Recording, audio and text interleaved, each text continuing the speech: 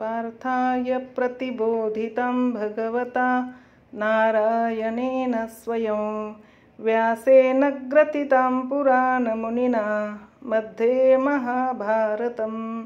अद्वैतामृतवर्षिणीं भगवतीमष्टादशाध्यायिनी मम्ब त्वामनुसन्दधामि भगवद्गीते भवद्वेषिणीं नमस्तुते व्यासविशालबुद्धे फुल्लारविन्दायतपत्रनेत्र येन त्वया भारततैलपूर्णप्रज्वालितो ज्ञानमयप्रदीपः प्रपन्नपारिजाताय स्तोत्रवेत्रैकपाणये ज्ञानमुद्राय कृष्णाय गीतामृतदुहे नमः। सर्वोपनिषदो गावो दोग्धा गोपालनन्दनः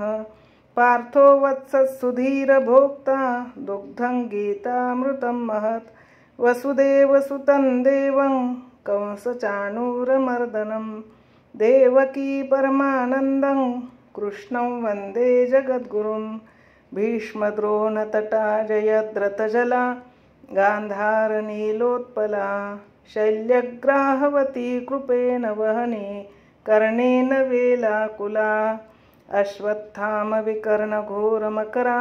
दुर्योधनावर्तिनी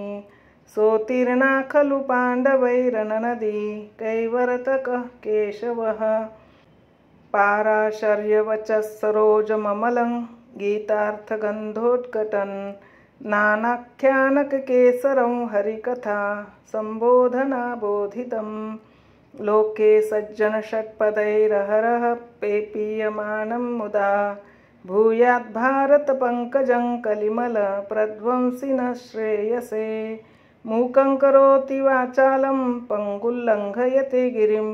यत्कृपातमहं वन्दे परमानन्दमाधवं